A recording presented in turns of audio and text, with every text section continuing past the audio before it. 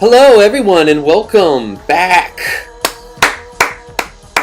Welcome to the show. Welcome back to the virtual desktop experience. As sometimes, not as always, I am James Webster, aka HCMJ, proud member of Destiny and Shroud, joined by my cohorts and companions. I'm Kevin, aka Quip. And my name is Mark, also known as R23X, and also known as VHS Stills. So it's really exciting, to be back in the studio talking to everyone after a brief hiatus, and also Tech's not here, so I'm twice as big. Big fan of that. Also, Mark has a new microphone, so he's going to be sounding crystal clear, like a podcaster from outer space, attacking New York City in one of those fun Marvel movies. So, welcome, Mark.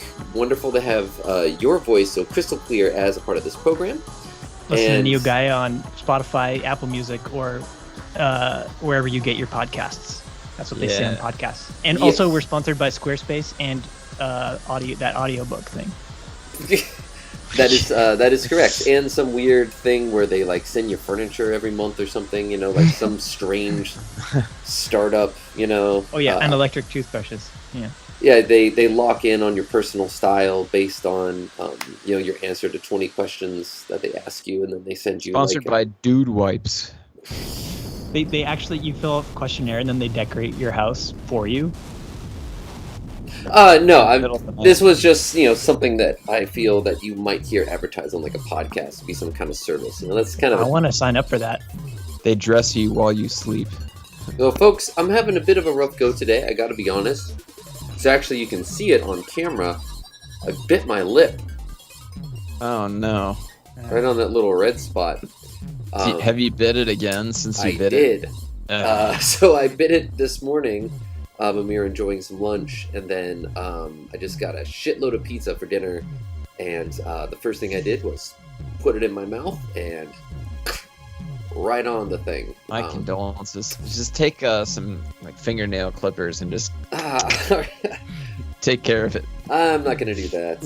And then, of course, salt water. The pizza was too hot and too greasy, so the whole inside of my mouth is just re-snooped.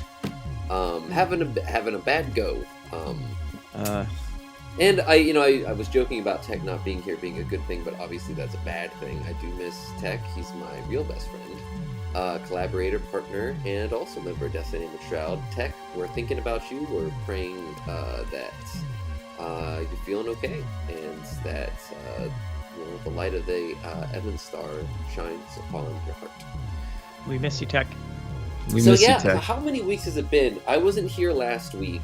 10. I mean, it feels like that, right? I was like, all right, I went to Alaska, and I joked that you guys are going to say, screw it, James isn't here, let's not do it. And then that's exactly what happened. We did one. I think it was the 31st. We did one that Mark ran. I remember. That was the last time. So only once since I've been back from Alaska. So it's been about a month straight. That was when I debuted the long hand. Yes. So we are reprising the Apple Watch layout tonight because a new Apple Watch was released today, which is very exciting.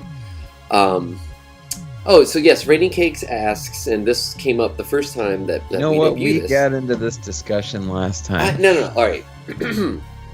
So Tech just pointed out that I had reversed this image, but I had done it in a way to make the watch like a lefty's watch. So just in case, I'm so sorry. Just in case you weren't here for that, I think this is important enough to show. Let's see here. Let me turn off this effect real quick. There we go. That's great. So yeah, on my wrist, I am a left-handed gentleman. It's mirroring it, so this is even more confusing because Skype is mirroring my image right now. Because I'm left-handed, I have to reach from the side and do it on the bottom. So I just took a normal right-handed person wearing the watch and just reversed the image. But there was a whole thing. It was still on the wrong hand or something. I don't know. But yes, Rainy Cakes, if you are interested, this is what you would see if you were left-handed and wore your watch on your right wrist, like smart people do. Because only all left-handed people are smart, is the joke. It gives you the option when you set up the watch to like pick which side you want the crown on, which is kind of cool. Oh, man, I'm just... So here, yeah, we got to get some interaction here. Oh, there you go. Yeah, Roll choosing my Skype background here. Oh, so many great ones to choose from. Let's see. Holidays. Animated. Get an animated one there. Yeah. You want to try these rings out? Or ooh, look at this New York City cab. Nice. That doesn't really look animated, does it? Let's see. Who made these? I don't know. We're gonna go back to the Death Star. I did. That's where I feel the Okay. most comfortable. Do it. So the point is, I really only talk to you guys except for our, texting each other incessantly, which is always wonderful, and I love it. Except when it veers towards the let's get under James's skin and make fun of that mouse that you can't charge while you use it. That's about the only time I don't enjoy those conversations. Kevin, looks like you've grown some facial hair. Would you like to talk about that? No, not really. All right. Just got tired of shaving it. Well, what else have you been up to? I know that you've been quite busy. We've been hearing a lot about that. Is there anything that you can clue us in on? Any little tidbits or teasers that you would like to get our audience excited and engaged in what you are doing right now? I'm working on my sets for my upcoming shows, and I'm trying to do something a little different with them. And I also, because I've switched machines so much in the past year, I mean, I guess I've only switched once, but the iMac died, so I switched to the Windows for primary, computer use. I won't even say for better or for worse, because it's been for worse. But in trying to pull up some of my old project files to, pull some older songs out of the vault for live use, of course, none of the VSTs or samples or anything are where they should be. So I've basically had to redo a lot of older songs from scratch, which is always, of course, a good opportunity to do something different with them. So maybe it's for the best. Yeah. It's a bittersweet kind of situation. Feeling the love in the chat, by the way. JPEG Stripes, of course. Wonderful to see you. We love you. Friend of the show and Neo Gaia Legend in his own right. Rainy Cakes, Sega Octopus, Jeremy Steven, thank you. It's great to be back. all of our friends. All of our friends are here. Isn't it great? Except for Tech. We do love you. We get a T in the chat for Tech. We get T's in the chat for Tech. All you dog champs out there.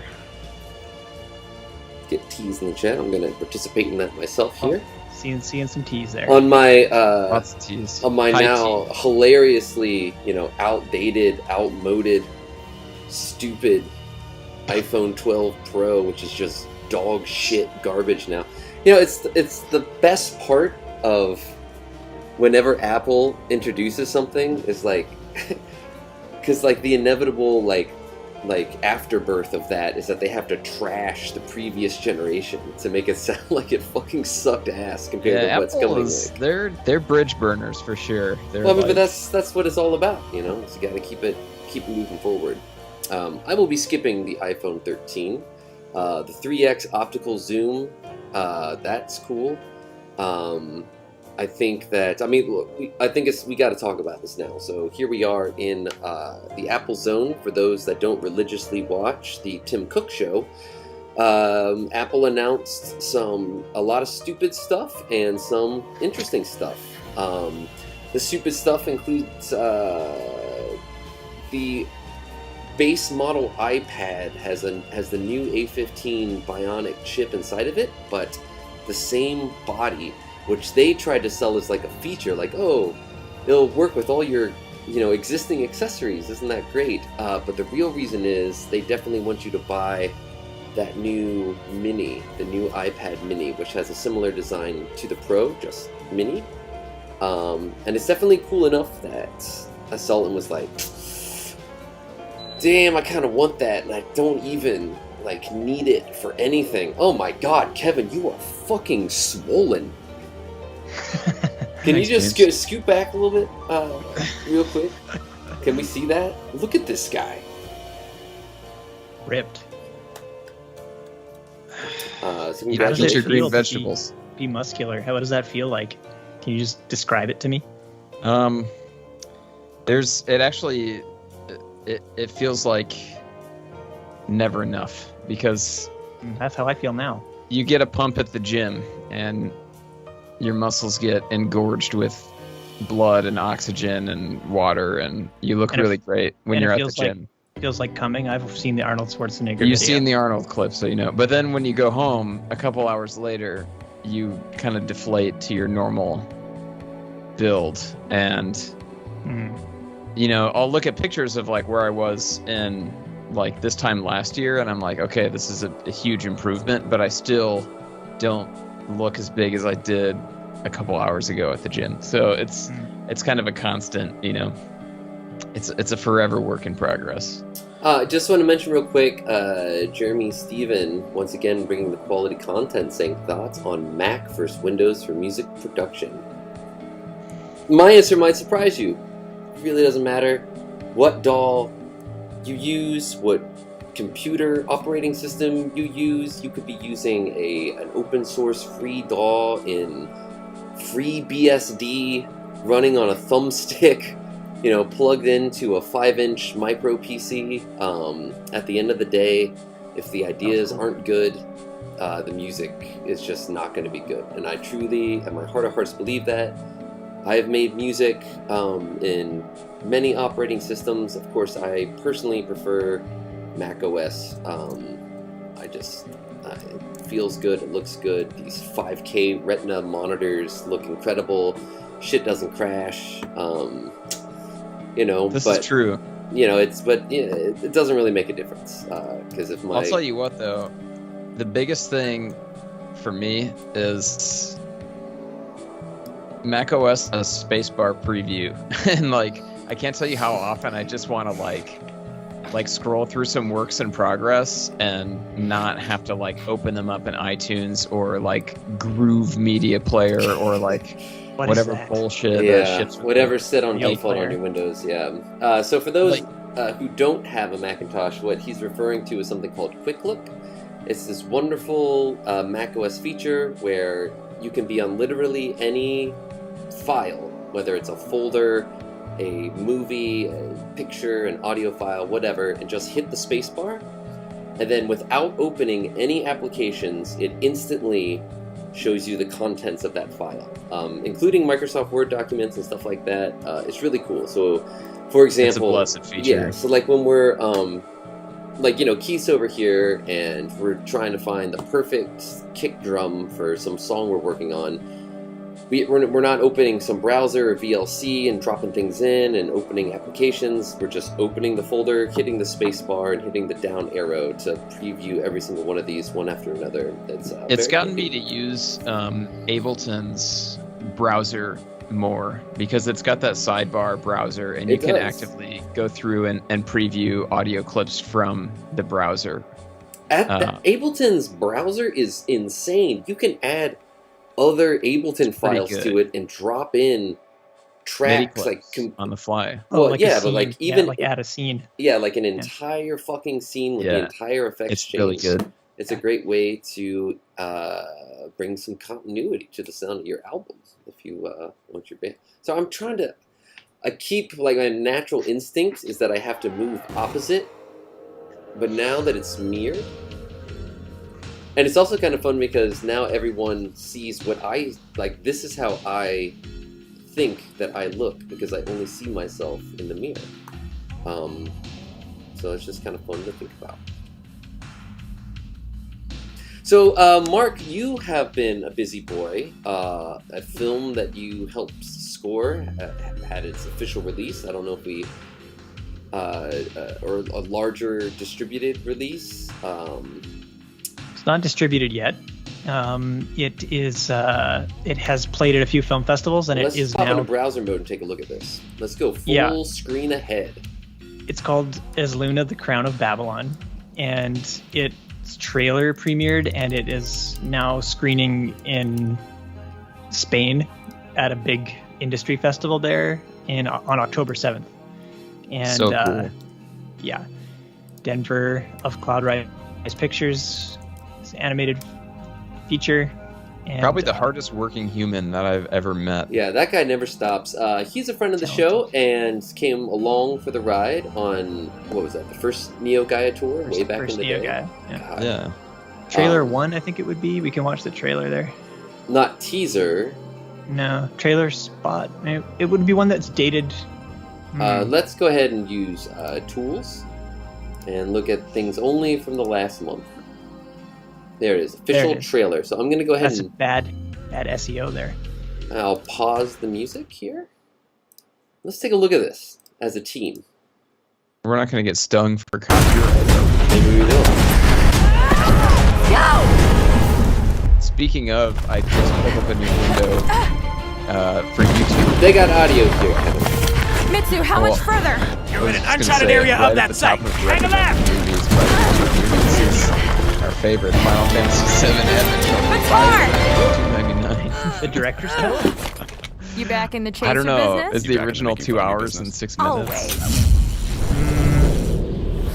I don't know the exact time code on it. Okay, so guys, they can hear the audio even if you can't. So I'm gonna need you to just Stop talking about chill out. Advent children. All right, chill out, sure. and then we're gonna watch the rest of this trailer. And so, wait, Mark, did you do all the music for this, or just select? I did not do the music for this trailer. This is stock music for the trailer. I thought I heard some. So, well, let's keep watching that. Cool. A relic of the ancients. A source of power that transcends our reality. You will get paid when I have the crown in my possession. If Sparrowwood uses the crown, he could kill millions. If you believe in that legend. Come work for us. Chase relics for the Royal Guard. I'm a researcher, not a soldier.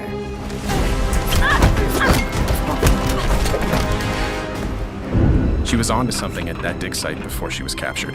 Who's the chaser you hired? What? The chaser! Her name's Kaz. Fed you, raised you. A trespassing, thieving criminal. Who taught me everything I know. If Sparrowwood finds the crown before we do... He'll have no reason to keep Kaz alive. Here goes nothing. I know what you thought of me. Selling relics, pirates, and mercenaries. Kaz's notes are incomplete. Akito's lost text? Young Maeve, my brightest pupil. I must say, I am impressed.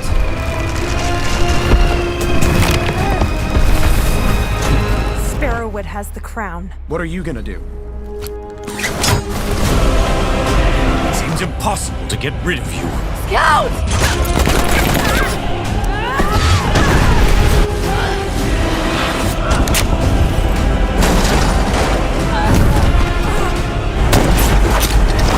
There's no time. It's over.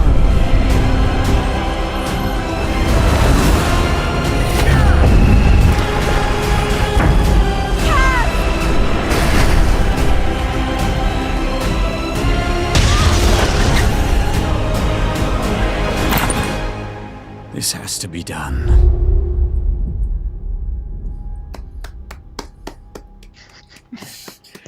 Way to go, Denver! Yeah. Excellent work.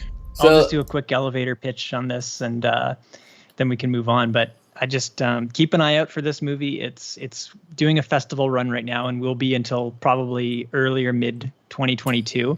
At which point it will be distributed somehow publicly. That's yet to be determined exactly. And you know, it's really just like an action. Has all the hallmarks of like an action fantasy Hollywood kind of film, but you know, it's starring the main character is a woman of color. It's made by an Asian Canadian director with an aim to subvert the toxicity of a lot of action, sci-fi, fantasy stuff. So like this movie, it really is amazing, and it looks amazing, and it's made by one guy. And I had the honor of, working on the music for it. So like keep an eye out for it, as Luna, the Crown of Babylon by Cloudrise Pictures. And I'm going to be releasing a couple of tracks before the end of the year publicly on Spotify. So you get to hear some of the music. Did an hour and a half of music recorded on Vancouver Island and a little bit here in Vancouver. It was just a ton of work and stressed me out and burnt me out and pushed me to like understand how to even make music like from scratch again, really. But yeah, it was awesome. So I'm showing Mark's name here. If you could look, there it is, Mark Junker. And so I was just trying to frame it between the Long Hand, which is another masterpiece work by Mark Junker. Multifaceted. Yes, he is a multifaceted individual. So yeah, the really impressive thing is that the whole thing was just storyboarded, written, directed, animated. Everything was done by one guy. Just one guy. Just one guy. More impressive than Tame Impala. Yeah, exactly. It's like Tame Impala, or what's that shitty Harvest Moon? Stardew Valley. There's nothing really comparable. Like I hate to I know he's a good friend of mine and I respect his like creative talent, but I don't think there are many comparable. Like maybe Stardew Valley, but that took like 8 years or something. And the only thing that and the creator of Stardew Valley made the music in Denver, hired me to make music, so thankfully that there's a way for me to contribute the one thing that he he's already started on do. the sequel. I see him all over the fully Instagram, storyboarded, already storyboarding and binding and working it out. It's like, how long is it going to take before someone scoops this guy up? He's been getting a lot of attention from the last movie and from this, just by virtue of the, like you're saying, one guy. It's really just not possible. This was made on like a shoestring budget, from the Canadian government. We did this, and Denver did this, and even the music was on a shoestring budget. And it was like, well, clearly if it was you, and we got him. He's back, ladies and gentlemen. Just wanted to pop in, doing the old pop in. Just doing the old pop in. Thought I'd do one of the old pop ins. James, I mainly came on here because a couple of things. First off, I am so sorry about your lip. Dude. I heard you can see it in fucking Skype. It's so bad. Well, I'm in Ohio right now, and I am praying with everyone here about it. So anyway, what are you doing? What do you got going on there, bud? Celebratory background. Oh, because I got the green background. Oh. Now we're cooking with oil. We're not going to go to the Stone Pavilion. We're not at the table. Well, great job, Microsoft. You've done it again. I'm really sorry about that. Celebrate. This is pretty awful. What's going on here? We're done with that. I see. Okay. Sorry about that, buddy. Oh. Well, so look. Anyway, I just wanted to pop on. I'm at my mom's house at the moment, and was going through some old stuff, some memorabilia from my youth, and I wanted to read this poem that I might have written. It says. It's called The Witch Rides. It's a seasonal treat. Yeah. Topical stuff. Right, topical.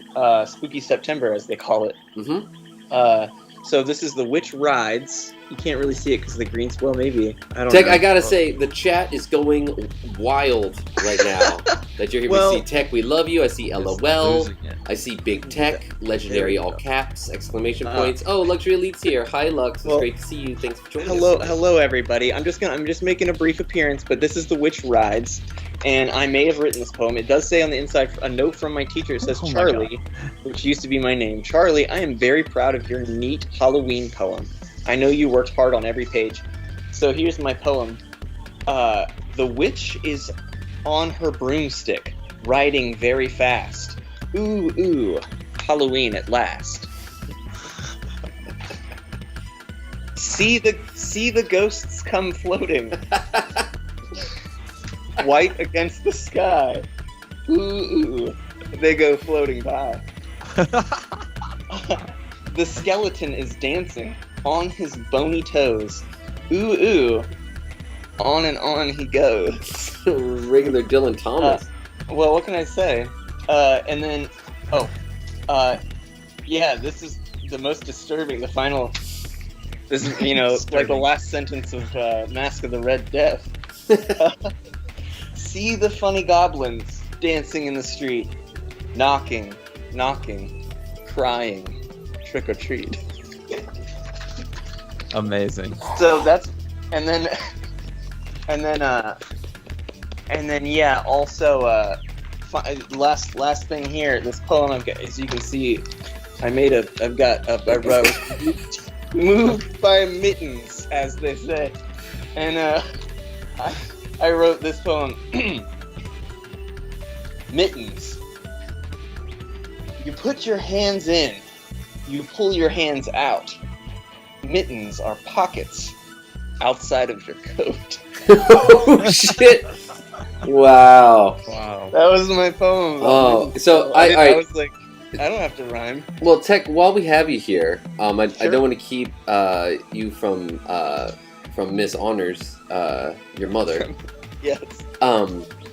But I was thinking, wouldn't it be fun if we could all add to that poem in the same style? Yeah. I mean, all you're looking at, you're like, read one of the stanzas again, so we can dial in here. The witch is on her broomstick, riding very fast. Ooh. Halloween at last. Okay. So I could say, the pumpkins bouncing gaily, leaving trail of seeds. Ooh, your seed is all I need. Something like that, or their seeds are all I need. Sure. Yeah. I was gonna say I would have gone with bleeds. But well, that's mine. So the pumpkin. So you can see it happening, right? And then they're all falling out of their mouths. Mark, what about you? Let's put you in the hot seat. What, adding to the poem? Yeah, add to the poem. Oh, I can't. I wasn't thinking. I wasn't paying attention. I can't rhyme. Come on, improv is in your contract. You got to be able to do this stuff. Okay. Aren't you like a singer or something? Don't you write your little songs or whatever?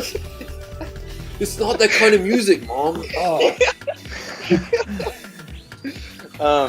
No, skip over me. Skip over me. What about you, Kevin? I venture to the counter and order a pumpkin spice latte. Ooh. Disco Volante. Okay. I don't know why I should have written that. Yeah. So, on fall theme. Fall theme. Yeah. So, Tech, I don't know if you were here for the beginning of this show, but it's actually, look, we could buy Supermoon's on. That's kind of a Christmas song. It's really exciting, though, because you no longer, well, not that you would know this because you've never streamed this show, but never mind, actually. We don't need this. You used to need a second computer so you could Skype into your own call because you couldn't put your own face in the Skype window. Yeah. But now, as Skype is desperately emulating, your blue jeans, your house parties out there, they've added this feature. Blue jeans and your Zima. Yeah. All right. Well, final note here. Mm-hmm. I also have this Halloween poem that I didn't write, but I had to illustrate. And it's kind of a look outside. What a sight! All the spooks are out tonight. Thin spooks, fat spooks, feather in the hat spooks. Okay, so they're ghosts. You're drawing them.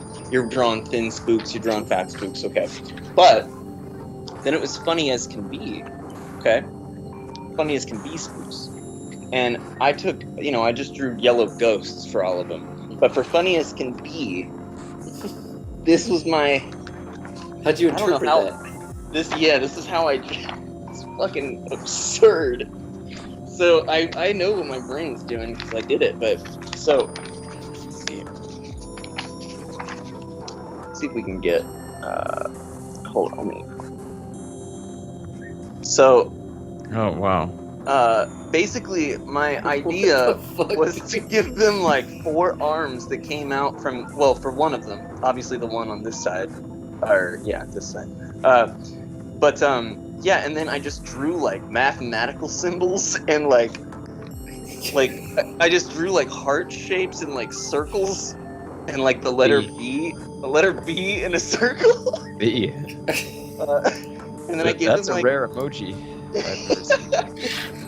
So like my idea of like what like a funny as can be would just be to be a ghost that was decorated with mathematical symbols and I guess I don't really know. You know, it's kind of reminds me of some of this stuff.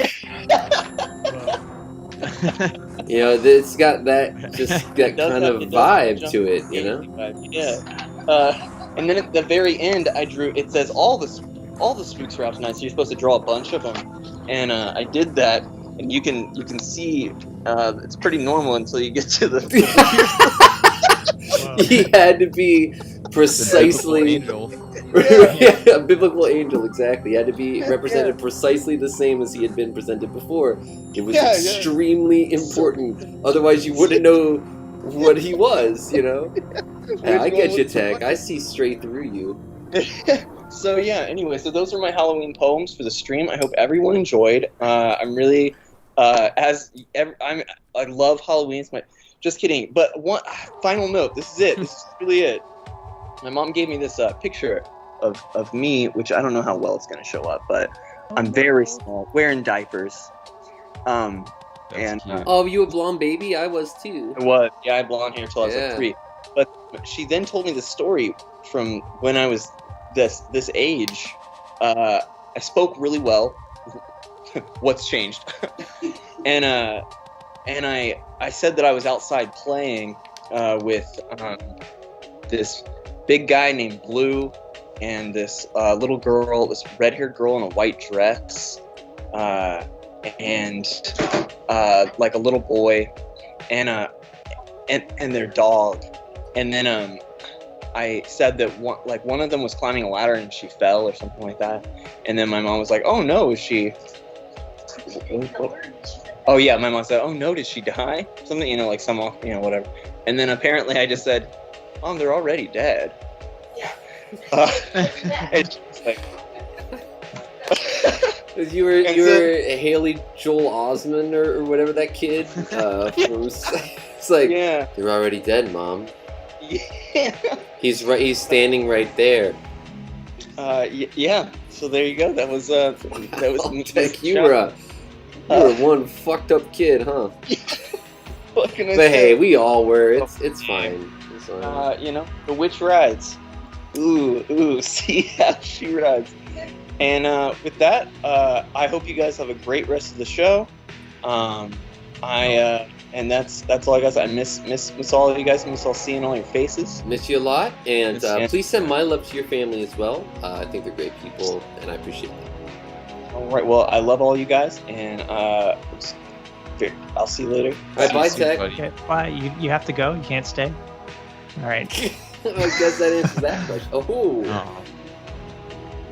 Horizontal landscape.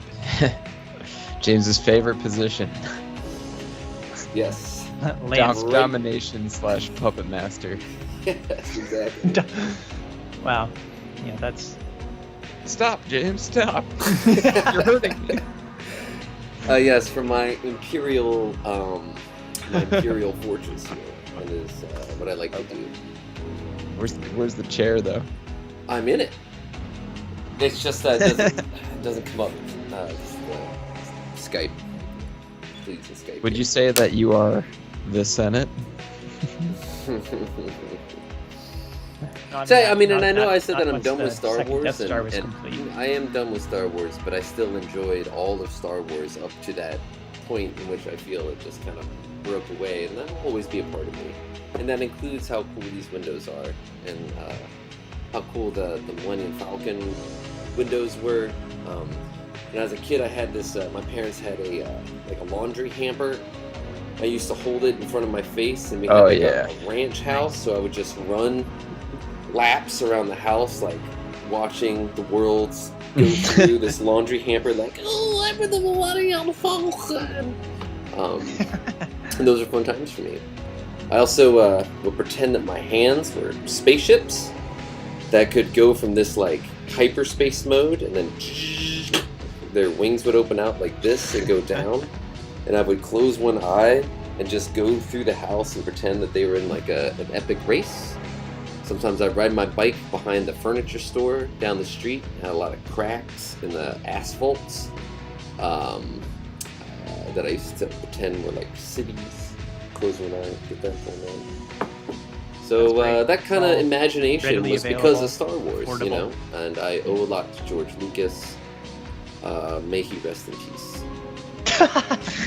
I think the style of making ships and making sets, like kit bashing or whatever you want to call it, I think that it does spark that connection between everyday objects, because obviously it was like toys and random shit put together. But the detail was so cool. It's amazing. So cool.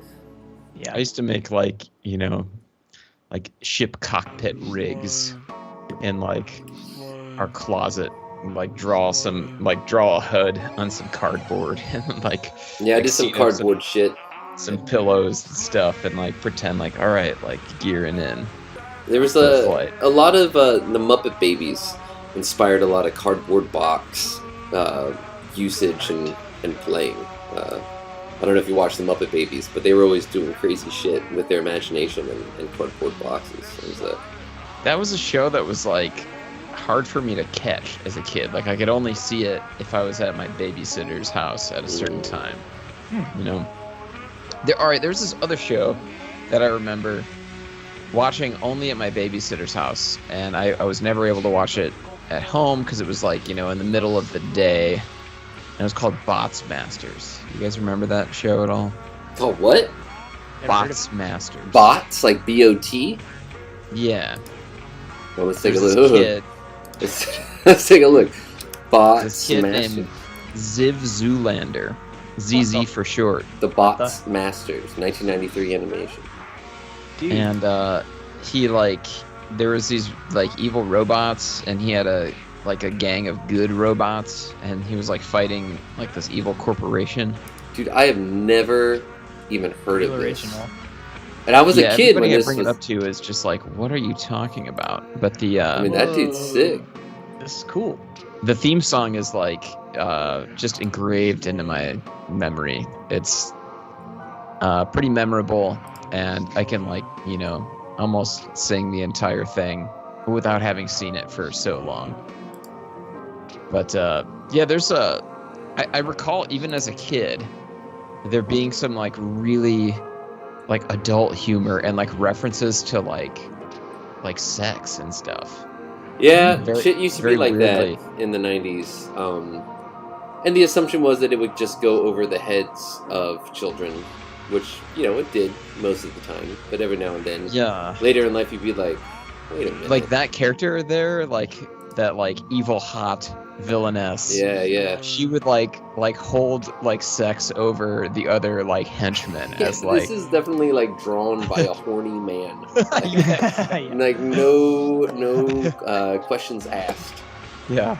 That's crazy. Dictated by the male gaze. She's kind of a sick character. That's a cool outfit. Lady Frenzy, yeah. It's like what's her name that works for Shinra? You know what I'm talking about? Lady Scarlet. Oh, Scarlet, yeah. Similar 100%. vibe. Wow, 100%. Bots Masters.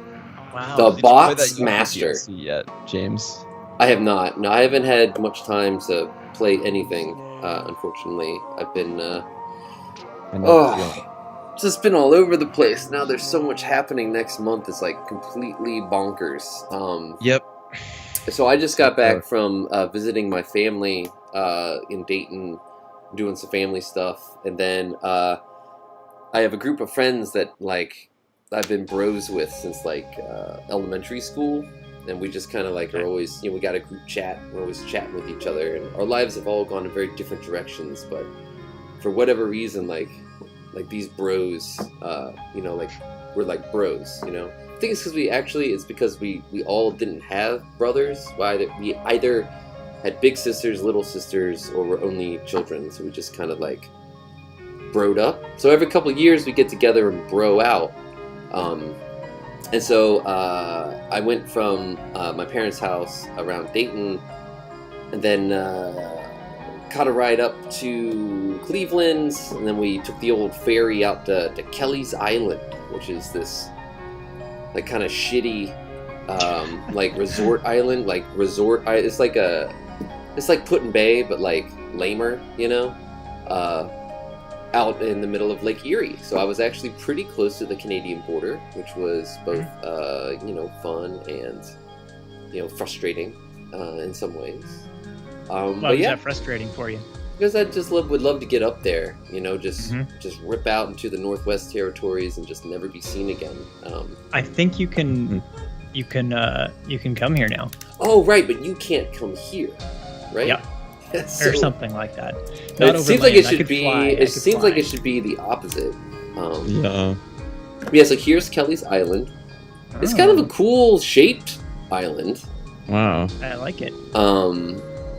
But yeah, we just had a nice little Airbnb out there, in this like 200-year-old, like 4-bedroom manor that had been completely decked out with like smart house shit, which was pretty cool. And Did they have iPod docks built into the wall? No, but they did have a vintage Singer sewing machine, in which the part of the wood had been removed and replaced with wireless charging glass. Whoa. So you could just set your phones on it and they would just start charging. It was pretty cool. And then it came with some Bikes. The coolest thing, anyone who saw my Twitter post of that Goblin Cave, there's this like 250-year-old winery that was there, that is long since like fallen into ruin. And it's just like chilling there in like some dude's backyard. You gotta trespass a little. It was a bit of a perp. Let me pull the picture tonight, because this is actually a bit of a perp. Perp is short for perpetrate. It's what we used to call it in Dayton when we were growing up, and we would break into abandoned buildings. We say. I remember we did that on Neo Gaia Tour. Yes, and you kept saying we were perping, and I'm like, dude, you should get some ointment for that or something. I don't know. Yeah, we were perpetrating it. So this place was serious Oblivion vibes. Sick. Yeah, here's. Oh yeah, that's what that was. Okay, I saw those pictures and I was out of context in our chat, and I was like, "That's amazing." I just assumed it was like a mod of Oblivion, actually. But, yeah, exactly. So like, imagine you're just walking through the forest, and then you just see like a stone wall, and then you look up, and this is what you see. That's amazing. I expected this weekend to be like, all right, I'm with the guys. They're gonna put on football. We're gonna play cornhole. We're gonna take shots. We're gonna do guy stuff. But it turned out that there was a sick perp there that I got to experience and enjoy. I mean, look how sick this fucking is. Like, it was insane. Amazing. And there were these huge, like a big complex of cellars underneath. I mean, this looks like the Oblivion expansion, the Shivering Isles, like the door to dementia. That's like the weird gaping teeth. But it was true and it was real. And I kept thinking, we're gonna run into goblins down here for sure. Didn't happen. Yeah, you don't get to see the textures are so good. Did you guys real HD smoke weed in there? No, we did not. But they the epitome of guy stuff. No, they had gummies with them, which I don't usually do. So it was fun. So we're like 21st century modern guy stuff. Yeah, exactly. Take some gummies before. But yeah, so this is we came out of here after exploring it from the other side. So it was actually, I mean, it was a cool perp. I mean, look at that. You can see the goblin's eyeballs in this photo. There he is. Yes. Wow. That's amazing. He's looking at us. It's Stonefang Mines from Demon Souls. Gotta get that treasure. So yeah, that's what I was doing. Safe? Is that really safe? I mean, no, it's not. Like, you could push some of those walls and all the stone would just crumble down. It was not stable. It was not safe. There was no caution tape, no rope, no signs, nothing. You just walk through the woods and there it is. Which is pretty cool. You know, you can only get to... There's no road that goes out to this island. Like, we had to drive onto, like, one of those big ferries that takes boats across the lake and then drive it off on the other side. It was a whole thing. Any idea what it was? It was a winery. Crazy. Yeah, so there was a bunch of scrap metal that was definitely old, like, barrel wrap, you know? Yeah. That was all just, like, kind of scrap heaped up and piled around. But, yeah, it had just been cleared out by the wheels of time. Do you have a photo of the vessel that you took over there? I'm just curious because we have a lot of ferries here, and I know that we buy ferries from other places that are like on sale and shit, and a lot of them are made in the same place too. Yeah, I'm sure. Kelly. That's like a barge. Holy shit. That's exactly what it was. That was it right there. The Shirley Irene. That was the. Are you familiar with this make and model, Mark? No, I've never seen that. You're a ferryman though. You ferry. And so I accidentally planned my flights a day before they were all planning to leave. And they were all kind of like freaking out, like, oh, dude, like, we can't leave. Like, what are you going to do? Because we're like an hour and a half from the airport, like, you know, and you have to take this boat. I'm like, guys, like, if I can do this in like fucking Japan, I'm sure I can figure it out. Like, I'll get there. It's fine. So I got to ride back actually on this the passenger area here, which was really fun for me. And it was like, it was super early in the morning because I wanted to give myself plenty of time to get to the airport. And you know, like I popped a little gummy right before I left because they don't really affect me. And I know a lot of people say that, but it's been my experience that it's just not the same. It doesn't hit me as hard. But I ate a Cliff Bar and then drank some water as this thing is like rolling in. And then I get up the stairs and I don't know, we're about halfway through the lake and I'm looking out at the water and all of a sudden it was like, this is so beautiful, you know? So that was kind of nice. Ended up being about an $80 Uber ride to get from Jesus, just west of Sandusky to the Cleveland airport. And my Uber driver was an old man who was chewing gum, and I kept going. ASMR. No music. And I think I pretty much passed out for the entire ride. So there you go. Wow. That was my Kelly's Island adventure on the Shirley Irene to the abandoned winery. So, and this was last week you did this? This was like 2 days ago. Yeah. Oh, 2 days. Oh, okay. Yeah. So I just got back yesterday. Nice. I was literally on the island 24 hours, or well, a little longer than that, I guess. But yeah. But it's just cool to know, like, how many millions of islands are out there with some cool shit on them, you know. And I just want to see them all. So makes me wish I had a little Wind Waker ship, you know. Oh God. Oh, that would be. I'm actually looking into learning how to boat because we have like in between Vancouver Island and north of like Seattle is the Juan de Fuca Strait, which goes up into the Georgia Strait, and in between Vancouver Island and Vancouver, like the mainland, there's like tons of Gulf Islands, they're called, and there's a few of them that are like U.S. Gulf Islands, but it's like freaking Wind Waker. Like you could just, they're all connected by ferries. If you had your own boat, you could just go around, and it's kind of like a dream of mine to live on one of them and just like live in the woods and have like a studio and then ride a boat to get to it. But maybe I won't achieve it. I'm not sure. I'd really like to go to the Aleutian Islands. I'll split it with you. And which is that you know, part of the Alaskan archipelago. Nice. You know, that shoots off into the Bering Strait. I mean, look at this shit. These are like, you know, they're like tundra islands. Oh, we're on Britannica? What? Britannica. Look at that. I would love to just rip the fuck out on that island. Just run out there. Rat Island. I saw that on a map. A rat island. That's what it's called. Rat That's Islands, Alaska. What is your favorite island? Oh, it's because there are rats there. Look at that. I was gonna say it's probably overrun with rats. I love that it's named that though. They're cute. Aw. Oh, look at the little babies. Yeah, he's got to clean his little tail off. This is after my so cat cute. got a hold of them. They are cute. Oh, that's the dead ones aren't as cute. That's. Mice are they're really cute, but I've also seen them just massacred so mercilessly by my cat. Experiencing that link in nature's chain makes you pause. It's real. Wow, look at that. Look at these islands. No trees. Fucking sick. Yeah, this could be us. We'll do Neo Gaia out there. We'll do some Alaskan live streams from the Aleutian Islands, live from Rat Island. That's going to be the next DDS live record.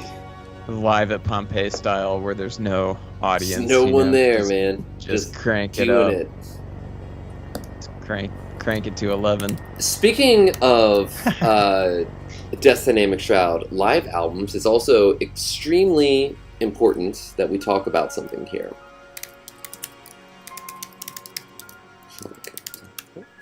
100% Electronica.com. Ooh, that's a good website. There is all kinds of exciting things happening with the label right now. Of course, FM Brand new FM Skeezy Skyline album. That's has amazing. dropped his new incredible masterpiece album. So, Hand on Hands for FM Skyline. Pete, we love you, buddy. Way to go. New Windows 96 dropped. And also, Vaporwave Coffee Song is playing right now. It's not even up there yet. So, we had a bit of a rollout plan for this that was unfortunately, we were not able to do this the way that we wanted to because it was accidentally leaked, and our absolutely voracious fans, someone in the Discord spotted it out of the corner of their eye where it was not supposed to be seen, and all of a sudden the whole DDS corner of the internet was ablaze with speculation and excitement, and so it was just like, god damn it, we just have to fucking do it. So we did not plan to drop this right before FM Skyline and right after the Windows 96. It was just not the right time, but it happens, and the t-shirts weren't even there yet. They're supposed to be in like any day now, so it says pre-order, but it's really just like a pre-order for for like a second or whatever. But I'm talking, of course, about Death Dynamic Shroud live from Japan. There's a t-shirt that I designed that is beautiful. It has this incredible map of Japan and this kind of Evangelion style here. It says, you guys are on it. It says Angel Identified. Death Dynamic Shroud Equip R23X, which is really cute. Then there's this cool map of Japan showing all the cities that we played in, and then it lists all the venues that we played in, and all the different cities. Oh, so many memories. Really cool shirt. Thanks for immortalizing us on a shirt. I mean, that's I wish we could go back. Well, you just wear the shirt. Give it some time. Give it some time. Yeah, look at how fucking sick this is. Neo Gaia Phantasy Tour. I'm getting impatient, and I feel like I've given it enough time. Well, and that's why I'm not. It's like I don't know. I want to get out of Philly, and I've just been waiting for Japan. But now it's just like I just might have to go somewhere else. Yeah. You probably should. Yeah. Until we can go to Japan. I'm thinking about going to see Mark after I'm done going to see you, James. Oh, that would be so cute. And then I'd love to top it all off by going to see Tech. but time will tell. Another thing that we could do is visit here in Vancouver, and then it's a lot of cheap direct flights from here to Japan as well. So we could try to coordinate that. I get that just when the time comes, booking whatever from wherever you are is the simplest, but it could be something fun. I think I don't even care. I'll do whatever. I think they lowered the quarantine time to 10 days, which is still an absolute drag. I mean, Japan? I can't imagine. But you still can't go on a tourism visa. So like, right, that's like, what I was going to say. You'd have to have some sort of a legitimate paperwork saying that you were there for work reasons. So yeah. But, and yes, Lux, we could come to Kentucky. That would be fun. I would love to. Yeah, we used to go to Newport, obviously, because it was right across the river. But I've never hung out in any other part of Kentucky, just driven through it on my way to Tennessee. Go camping out there in Gatlinburg. Used to do that. But I'd love to, it's a beautiful place. I camped up there too, actually.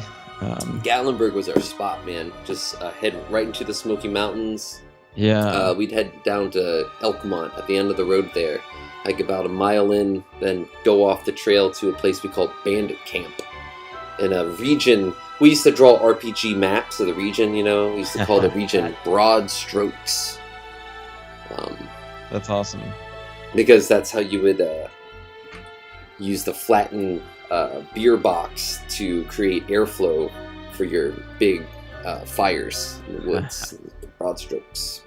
Anyway, the point I was trying to make is Death Dynamic Shroud, live from Japan, is out now on vinyl, and we didn't really have a big fanfare. It didn't get a big stream drop. Big stream isn't even on for the next couple weeks, I think. No one's talking about it. It's selling slowly but surely, but it's. I'm a little sad because so much work, love, and energy went into this product, and it just kind of dropped to no fanfare. But please check it out, 100%electronica.com. It's out now. There's a t-shirt that goes with it. It comes with this beautiful 12x12 full color insert in which you can see all of these adorable, just absolutely adorable pictures of us hanging out in Japan, doing stuff. There's Tech eating ramen, God love him. Those are my fingers when we were on Domune there. Look at Kevin. Look how he still had his baby fat or whatever. Look how soft Kevin is. Yeah, he's got the baby muscle. Yeah, look at his little face. That's soft Kevin if I've ever seen it. Denver is on there. What? Oh yeah, there's great. Denver. So that's the guy. That's the guy that made the Crown of Babylon film that we were just looking at earlier. That's the guy who did the whole thing right there. And there's me, Kyoto. And this is the first time Kevin saw Mount Fuji, and you can see he's crying. And I'm just so happy to make him cry, It's just the best. And oh my god, and do you see the song that's playing right now? The Kyoto Romance that I wrote the first night I spent in Kyoto back in January 2018. I went back to my little guest house and just wrote this song. I was so overtaken with the beauty of that city, and here I am in it. And of course our friends at a Nice Shop, which I don't know if that exists anymore. Old Nice Shop there. Kazuma and Kaori. I bought a Shrek cassette there. That's something. And yeah, rest in peace this computer. This was stolen by PPs that broke into my house while I was Those darn PPs. So anyway, Vaporwave. 100%electronica.com. Get on there. Buy That's really exciting. 10 copies of Live from Japan, please. Really do you have a shot of the back, the side B label? That was my favorite part of that vinyl design you did. Oh. Can you bring that up, or should it be an Easter egg for people who buy it? No. That's here. I have a photo of that. It's not on the internet. It is, I think, really cool because it it's like a surprise kind of situation here. 1 second. Yeah. I definitely just dropped this into my little folder earlier today. 1 second here. some like headcanon type shit about the Neo Gaia tour. Yeah, so here's the jacket. Ooh. Yeah, so here you see the front, Neo Gaia Fantasy, right? And then on the back of the jacket, that's the big reveal. Is that it was a spaceship the whole time. Yeah. And so this thing on the front, not only is it planet Earth, but it's us in the pilot seat, steering it across the stars. Amazing. On a quest for more adventure and excitement. We're not only on Neo Gaia, but Gaia it's on its own journey. It is, truly. And it's also kind of interesting, like I didn't build this out specifically for this cover. I just forgot it was originally constructed that way. And when I went into the Blender file and I just put the camera behind the Earth, there were these fucking rockets there that I just completely forgot. I was like, oh yeah, man. But yeah, this is definitely like a kind of like Boston ELO kind of like planet's a spaceship, man. We're going for it. It's my favorite part. So yeah, I think it's pretty cool. That's beautiful. It reminds me of like a N64, like a Pilot Wings or a Goemon type. Yeah, kind of globe that you could walk from one end to the other if you wanted to. Yeah, that old low poly globe. It served me well over the years. All right, so that's all the news that is fit to Scuttle. And if you're enjoying the song you're hearing right now, I believe there's still copies of this. One of the pressings available from 100% Electronica right now. That's, of course, Virtual Utopia Experience by Dynamic Shroud. So, what are you doing, folks?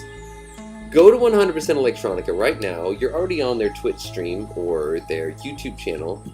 Just get over there and start buying these records because they are fantastic. And I think you can also get them on Bandcamp as well. Go to deathdynamicshroud.bandcamp.com. You can click on the old merch tab there.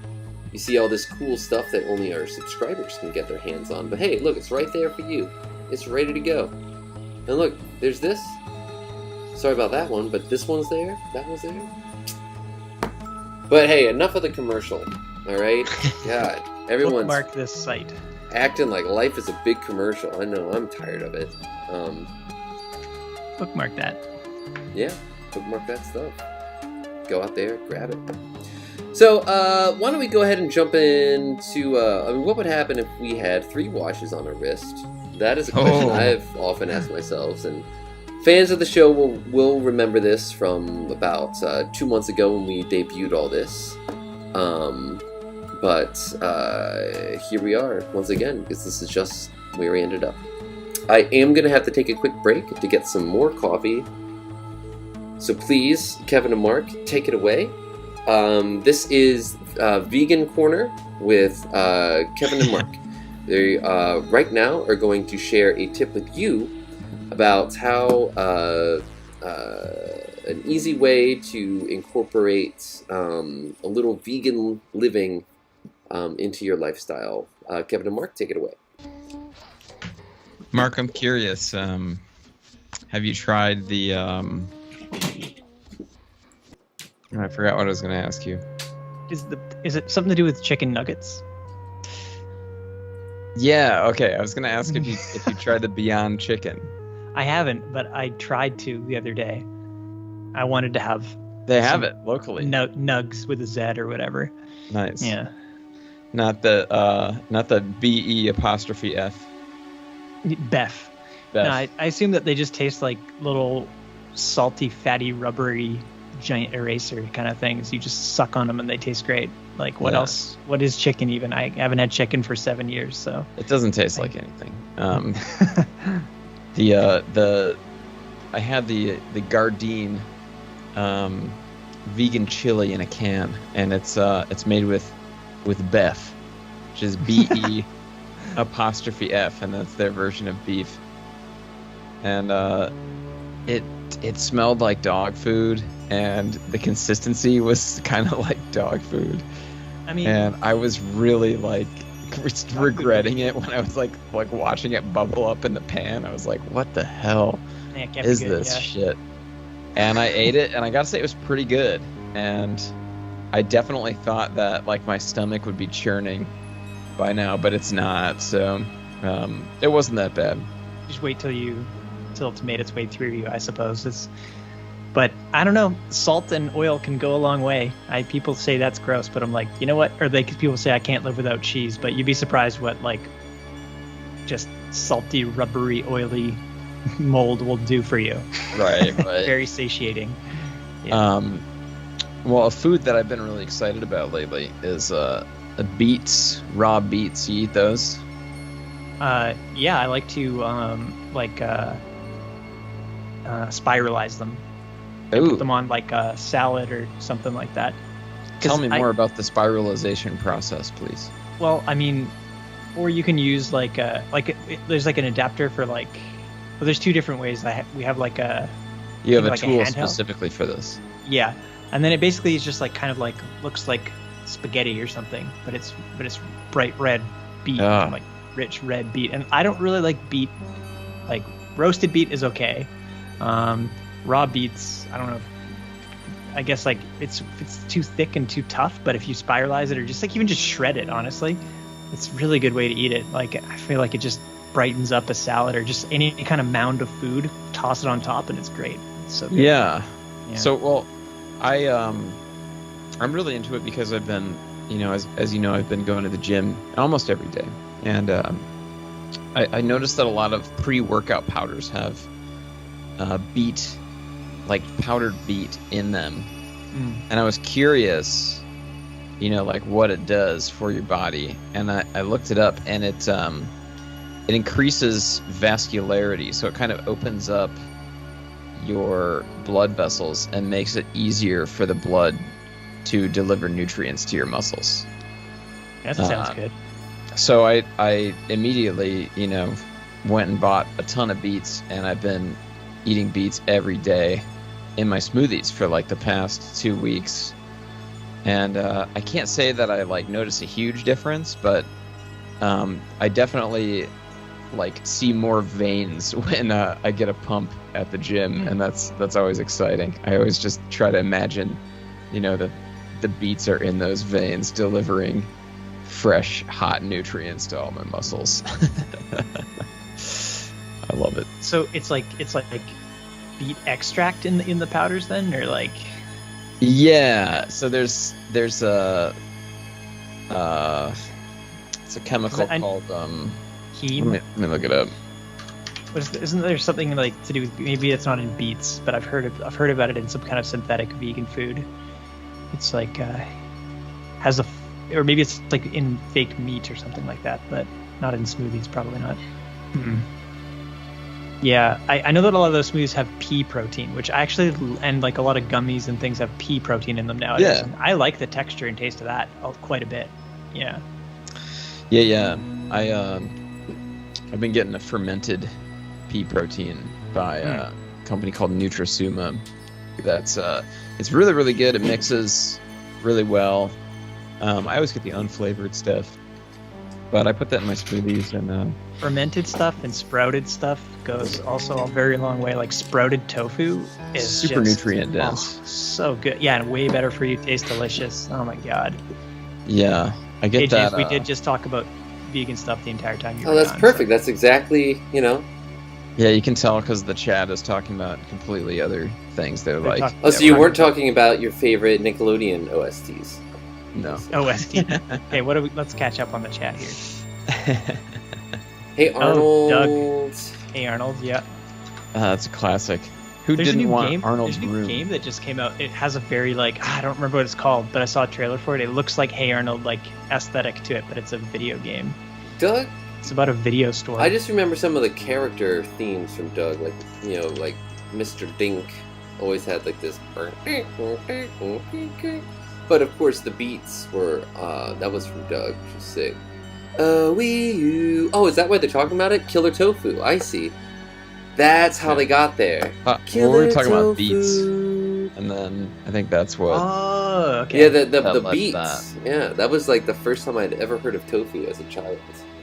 Was definitely. Are you killer tofu? So maybe the Beats were pushing a vegan agenda. Yeah, they were on topic. To the chat's credit, they were there. Yeah, they were with it. Okay, James, can you look up the Big Con video game? Or like indie game or something? We don't have to do this, but it reminds me of Hey Arnold and Doug in that era, but in like an indie game context, which is kind of cool. Look at that. Why don't you serve that up? You know what? I'm gonna go grab a beet smoothie right now. Actually. See, it's like when you were gone, we were talking about beets, and I like to have like a raw beet, but like shredded or like spiralized on top of salad, and it's really good and light still. That's so dense though. I mean, it's intense. Yeah.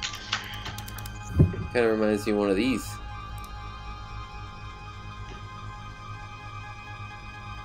Beets. Yeah, this kind of stuff. The beet juice. Oh yeah.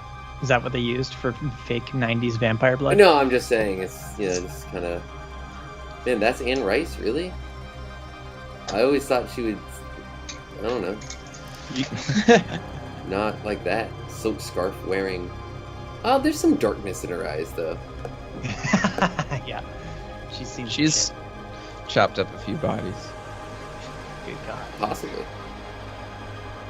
In her writing. So I'm so sorry. I got a little sidetracked here. What am I looking for? You're talking to me? Yes. Search the Big Con video game. We don't need to watch the whole thing, but like the vibe of this game is like very Hey Arnold era. I'll just mute this so we don't get pinged here. Good call. I don't really know that much about this game. I'm not working with this game or anything. I just like the look of it when I saw the trailers.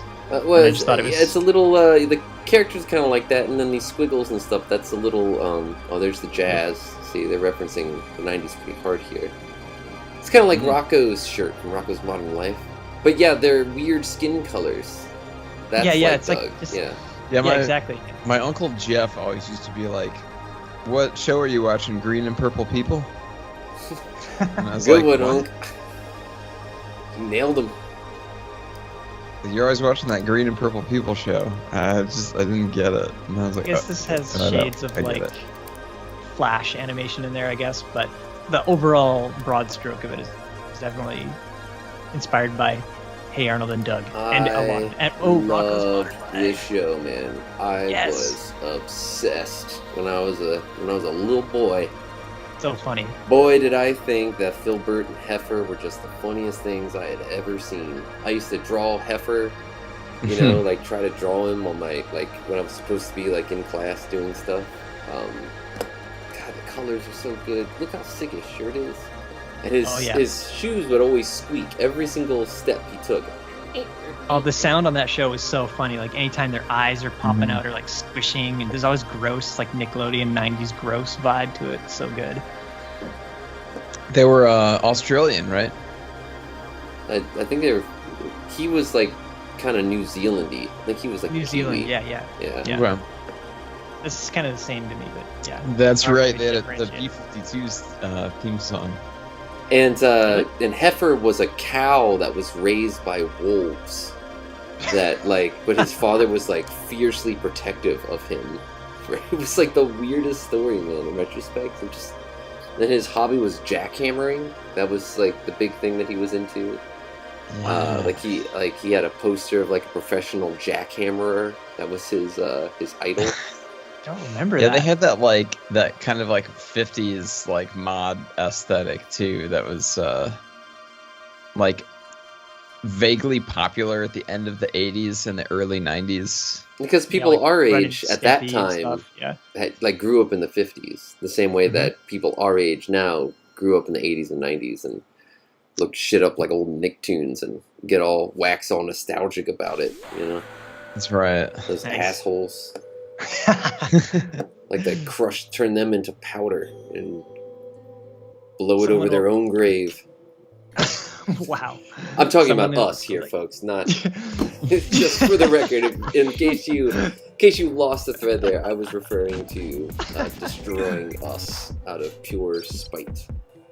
Someone like 10 years from now will be like, all those people making vaporwave are just copying the 90s exactly, and then someone will be like, oh, that's because they were raised in the 80s and 90s, and in lieu of financial stability and property ownership, they had to dig into their nostalgia and just recreate Windows 95 or whatever. And then we'll be like old and won't understand how they're communicating because they'll be on like whatever's after TikTok, and we'll just be Zoink vision. That's what I always said. Like in the early 2000s when I was referencing future generations, you know, like someday we're gonna be old, and you know our grandkids would be like, Grandpa, you don't even have Zoink vision. Come on. Zoink vision. Hey, I turned 35 last week, so. Oh, medito. I'm 40 basically, so I've just been telling crazy. people I've turned 40. So. I mean, you guys are 30, right? Yeah, after you're 31, it doesn't matter. Like whatever. Yeah. I mean, especially me. I lost my hair in my 20s, so it's just like, all right, can't pretend to be young anymore. Which honestly kind of helped, you know, get past some, I think, emotional and mental barriers. If I still had long hair for the last like 5 or 6 years, I think at this point in my life I would be at some kind of crossroads, you know, where I'd have to like. But you know, it was thrust upon me. Dude, read the room, man. Come on. Just kidding. I know. I meant like my long hair as I had it. It was not beautiful and flowing like yours. It was, you know, for a few years there, it was like thinning and of a balding man who was not ready to embrace that quite yet. Hey, let me see if I can find a picture. Ooh. All the pictures of you from a long time ago, I've enjoyed looking at. So. They are entertaining. So yeah, let me see if I can find myself mid-transition here. No, that was when I buzzed my hair. Let's see. We're at 2015. Let's go back a little further, I think. I actually found a photo of myself just the other day. I was holding a lightsaber, taking a selfie in a bathroom. I'll send that to you. How'd you get the lightsaber in the bathroom? It was my own personal bathroom. You didn't take that on the road with you? Is that your lightsaber, or are you just happy to see me? A little from column A, a little from column B. There you go. After we look at I'm assuming this photo of you is from like 2005 to 2010? No, like honestly, like 2014-15 was when I started to. Okay. This is like when I had to have the reckoning. You know what I mean? Lux has got it right. Says I'm cool with my age. 30s are way less stressful than 20s, and I got 100%. So it'll probably there's just like a certain I'm over it factor when like you see, you know, like when I don't know, I like as soon as I turned 30, I just kind of stopped caring what anybody gave a shit like about me or my appearance or like what I do or any of that. It all just feels so trivial, and it's like I'm on this planet to do my thing, and I'm gonna do it, and I don't really care what anybody else thinks. So yeah, so I used to just kind of get wild with my hair. Most of these pictures are comical. I don't have a lot of serious photos of myself. That's good. And we'll see if this comes in. This might come in crooked. I don't know. Yeah, there we go. This is a good pic. We'll go into browser mode here. Nice. So this pic is from 2013, and you can see we're definitely starting to it's getting a little weird up there. You know, you can see especially in this area here. Here, this hair is clearly that's coming from back here. You know, kind of. You honestly look younger now. Well, I know that's the thing, right? That was the ironic thing about it. You know what? This is right around the inception of Death's Dynamic Shroud, because I took a picture that night. This was the night that Death's Dynamic Shroud was born. There I am playing Shenmue on my old 2008 Mac Pro plugged into this fucking 4-track here. That was it. That is how it all began. That was New Year's Eve between 2013 and 2014. Love it. So yeah, I look pretty bad. Yeah, I'm all I don't for think you just look like bad. yeah. I think it's you look more refined now. it's a good step to like how you look more now instead of thinking I wish I looked like that still. Like it's better to like just grow into yourself and feel comfortable. Which not everyone does that. Some people just clamber for their like. I've never done that. I've never. Oh my god. That's you in 2010. Yeah, that was a tough period of time for me. Jesus. Yeah, I can't say I've ever like looked at an old photo and been like, I wish I still looked like that. I kind of wish I looked like this photo that I just sent of me with a lightsaber, to be honest. I kind of like... Oh, I'm sorry, did you send that to Skype? Oh, no, I sent it to the iChat. Oh, yeah. I can send it to Skype. No, I'm pulling this out. Wait. Okay. When was this taken? 2009. Wow. Oh, man, look at this guy. Wow. I had a rat tail and... Oh, was it like I love that haircut thing, though. I you did got a little Padawan. Yeah. Oh, that's beautiful. That was way long before I came up with R23X or really anything of use in the world at all. Like that's just what my activities were like usually on a weekly basis, something like that. Will you cut your hair with me? I'm too scared to. Because obviously your face looks great. You have incredible bone structure. I mean, you're hiding this incredible upper cranial area underneath all that hair, Mark.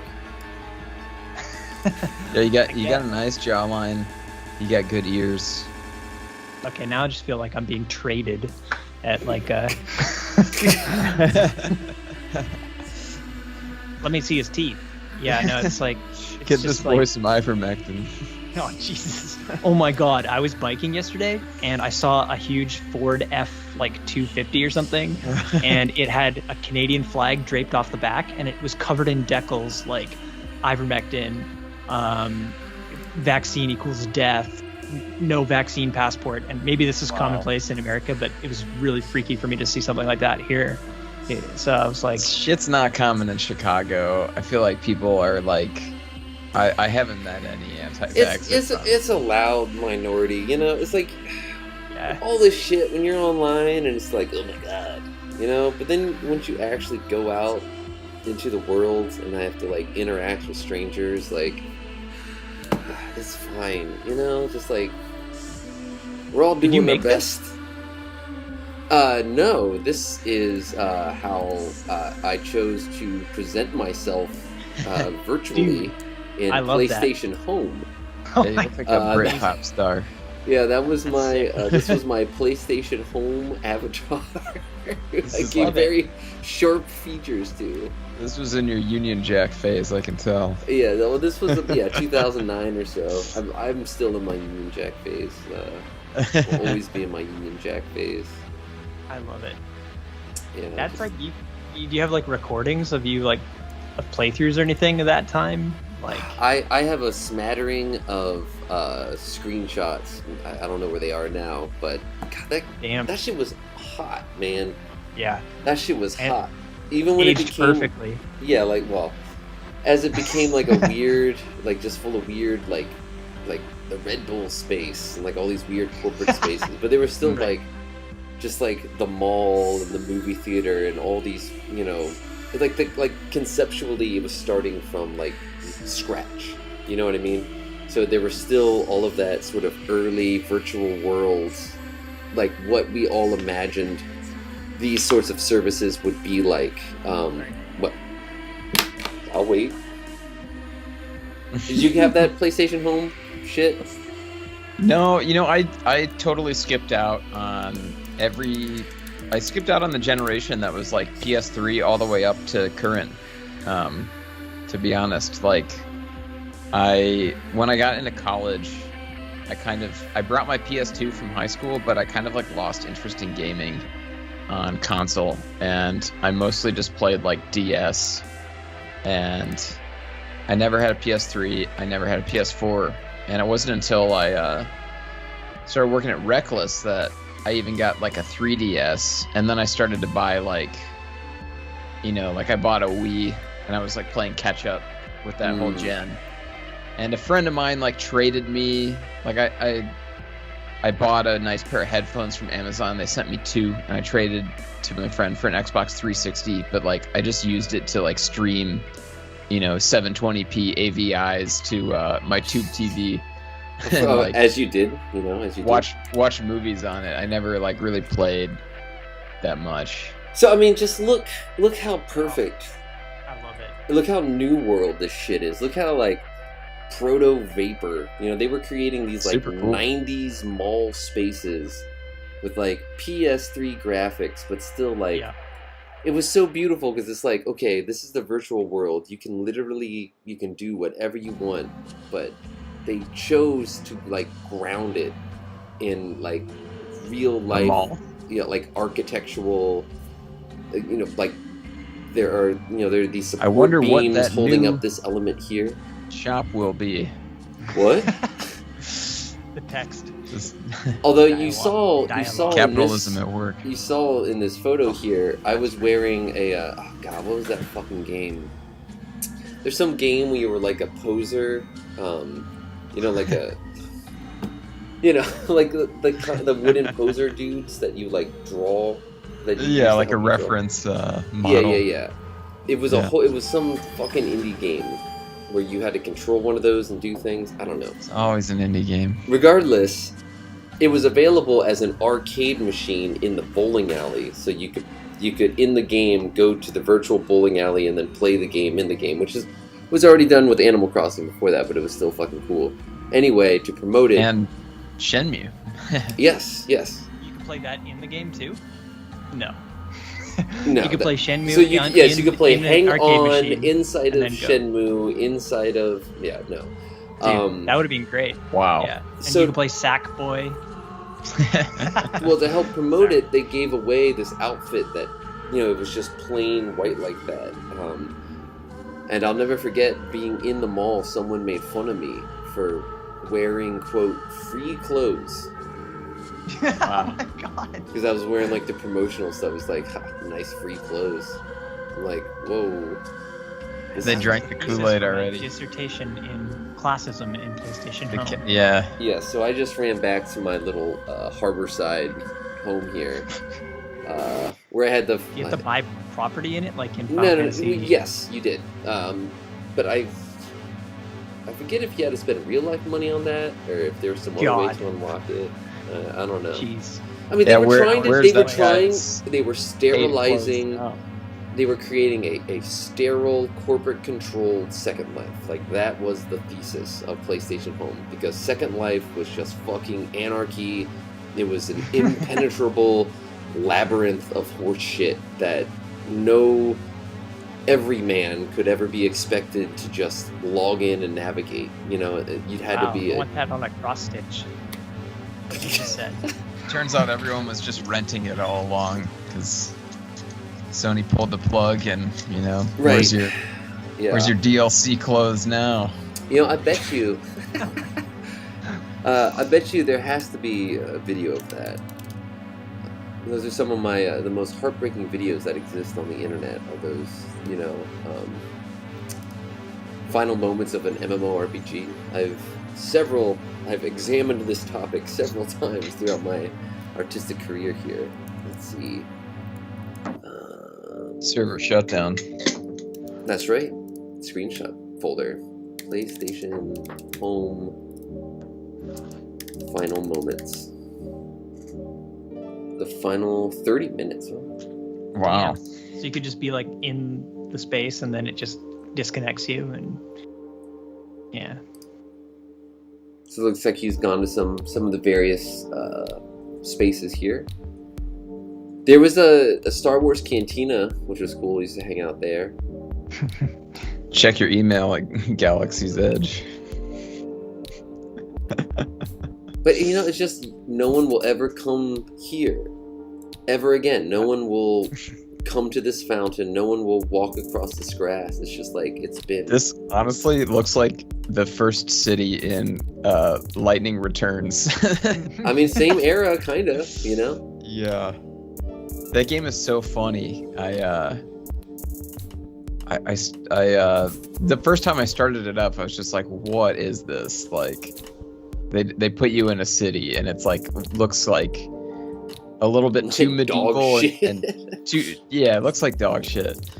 And like, literally, like, the first NPC you interact with is like, I lost my dog. Can you find him?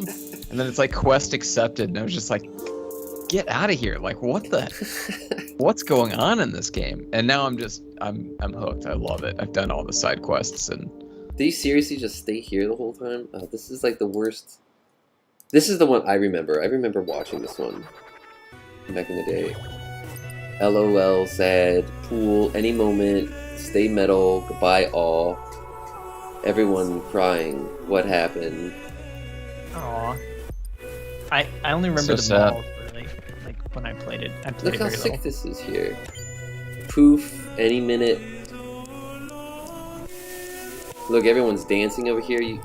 I love that it's like a recording of the screen, too. It has to be off screen, perfect. And you can see out here, this is where the party's at, right out there. Everyone is dance emojiing. It's just like Lightning Returns. I think he's gonna, he runs out there here. Some nice reflections on that water texture. Look at that. Yeah, PS3 was awesome, man. I mean, it wasn't. Still for many holds up pretty reasons, well. But it's sick. My favorite version Got of the movie. lightsabers. Yeah, there was a whole Star Wars EA, thing. And you think about Star Wars at this time, that was just, Star Wars proper. Goodbye, goodbye, The real K-bye. stuff, like the prequels. Look at all these people. Oh, there it goes. Wow. Crazy. Ooh, I can feel that. I did a VHS still a couple years ago of the unable to connect to the server screen that I just loaded it up on PlayStation 3 and recorded it on VHS trying to connect. Yeah, when that happens, when that inevitably happens to Final Fantasy XI, it's going to be Speaking of, difficult. We got to play that. We got to play that. We do. I now successfully have boot camp running on an external SSD, which I have connected via whatever USB 4 into this iMac, and it works, and it's amazing. It's totally easy. I have a whole terabyte devoted to Windows running externally outside of my computer, where it can be quarantined inside of a little piece of plastic, and I don't have to worry about it infecting and sort of oozing out all of its grossness upon the rest of my hard drive, and that makes me feel really, really good. So 11 is installed, it's running, it's beautiful. I know Tech is working some stuff right now, so I think he's the only X factor, but I also, if you'll recall, was able to get it successfully running within a wineskin on the M1 processor, which is fucking insane, but it works. It's playable. It's playable. It's playable. Okay, wow, that is so cool. Now I wasn't sure where we landed on that. No, it's playable, but awesome. It will definitely be better if you had some kind of PC. I mean, it's a very old game. It doesn't, even if you just had like a 4 gig graphics card or something, Use your ThinkPad, Mark. It will not work on my 420i ThinkPad or whatever. Don't you have an old MacBook Pro? I do. It's not even that old. I could try to install Windows. Running boot camp on that, Final Fantasy XI would run flawlessly. How do I need to buy a Windows CD? How does it work? You just download. You go on eBay to some sketchy seller and you pay $3.25 at least 5 or 6 times until you get a working key. Or you just use a loader. You can use a loader program. But honestly, we can get you set up. You can just download Windows for free from Microsoft and use that image to install Windows. Yeah, I guess you don't really have to have a key, huh? Yeah, it'll be fine. And then Final Fantasy XI is free to download. You download it in 5 RAR files. that extract and then update. The whole play online Square Enix ID thing is very convoluted, and that's the only thing that you might have trouble with, but that's something that I can walk you through off screen. So yeah, Econo Jazz in the chat says FF11 was my fave online game. I gotta say, mine too. I think in some ways it is the most inclusive and greatest Final Fantasy game because it is just so large and sprawling. And yes, Final Fantasy XIV is also large, but that world, it's that WoWified MMO world kind of stuff where the world doesn't quite feel alive the way that Final Fantasy XI like felt fucking dangerous, you know? Like there's nowhere in Final Fantasy XIV that you ever go at any time where you feel, oh my god, I might die, because you just keep running and you can always outrun aggro and, you know, it's fine or whatever. Especially back in the day, now I'm going to sound like an old man, but back in the day when you had to zone mobs, if you got aggro, you were either fighting or you were running all the way to the zone line with that mob, because there wasn't any of this, oh, they just lose interest after, you know, 20 yards or whatever. That way you can freely explore anywhere you want. Just like real life, the world is teeming with things that want you to be dead. Like polar bears actively hunting humans. So were the mobs of Final Fantasy. I'm so excited. Ishan's coughing right now. Aww. I have to go give him his emergency puffer thing. You okay, bud? The Flonase. The club was doing that for a while, but then he stopped. I think he just had a kitty cold, you know? No. Yeah, it happens. Well, Dijon is immunocompromised, unfortunately, and often upper respiratory infections can just linger and, you know, turn into something more sinister. We did give him antibiotics for like 10 days and increased his steroidal puff dose, and he seemed to stop coughing, so I think, and then now it's back down to 2 per day, so I'm thinking you need to up the dose of the puff again, but I'm hoping that it's not an infection of some kind.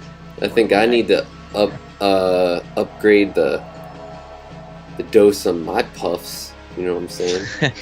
Talking about that. Nice. This episode brought to you by GoPuff.